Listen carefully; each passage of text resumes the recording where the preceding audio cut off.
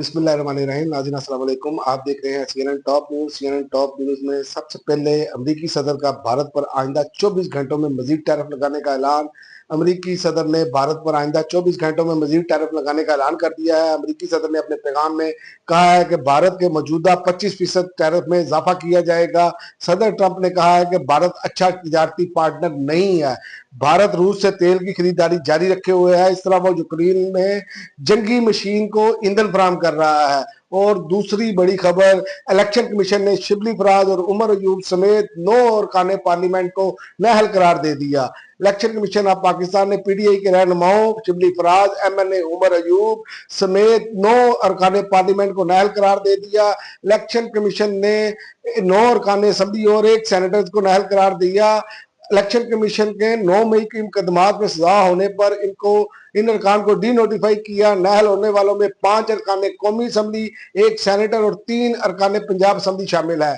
और दूसरा, शेख वकास अकरम की नशिस्त भी खतरे में पड़ गई है। वहां से मुसलसल गैर हाजिरी पर शेख वकास अकरम की नशिस्त खतरे में पड़ गई है। कौमी असम्बली में मुसलसल गैर हाजिरी पर स्पीकर रियाज सादिक ने बगैर छुट्टी की दरखास्त दिए गैर हाजिरी पर शेख वकास अकरम को वार्निंग दी और रुकनीत खत्म करने का इशारा दिया।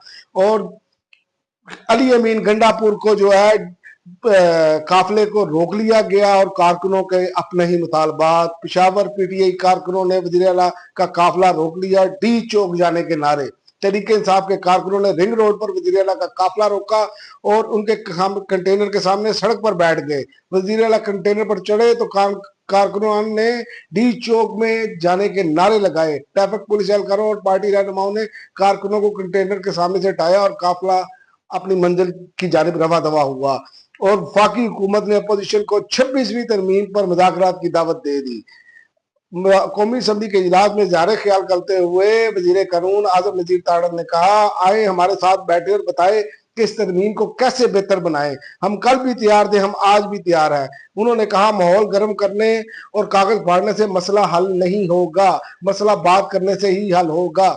और इसके अलावा दी गेट्स फाउंडेशन का औरतों के लिए की सेहत के लिए $2.5 अरब मुख्तस करने का ऐलान। माइक्रोसॉफ्ट के बानी बिल गेट्स की तंजीम ने औरतों की सेहत के लिए $2.5 अरब मुख्तस करने का ऐलान कर दिया। खवातीन की सेहत के लिए मुख्तस की गई ये रकम साल 2030 तक खर्च की जाएगी। और पंजाब हुकूमत का बड़ा इकदाम, बेवा को तायाद पेंशन, 5वीं 8वीं क्लास का इम्तहान सरकारी सतह पर लेने समेत अहम इकदाम की मंजूरी। पंजाब कबीना ने सूबे में सनती वर्कर्स के लिए 1220 फ्लैट देने की मंजूरी भी दी। लेबर कम्प्लेक्स, सिंदर कसूर, लेबर कॉलोनी, टैक्सला वर्कर्स को कुरानदाजी के जरिए फ्लैट्स मिलेंगे। अदालतें करप्शन का हिस्सा है, कौन सा जज है जज करप्ट? अच्छी तरह जानता हूं, जस्टिस मोहसिन अख्तर कियानी ने ऐलान कर दिया।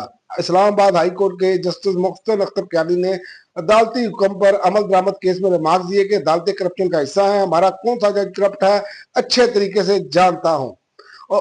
और उन्होंने ये भी कहा, ये बात उन्होंने की इस्लामाबाद में लेन देन के मतलब जो अदालती फैसले पर अमल दरामद ना होने पर जस्टिस मोहसिन अख्तर कियानी ने स्टेट काउंसिल और जिले इंतजामिया पर भरम हो गए और रिमार्क्स दिए कि मुझे पता है कि दारों में कैसे पैसे बटोरे जाते हैं, हमारा कौन सा जज करप्ट है।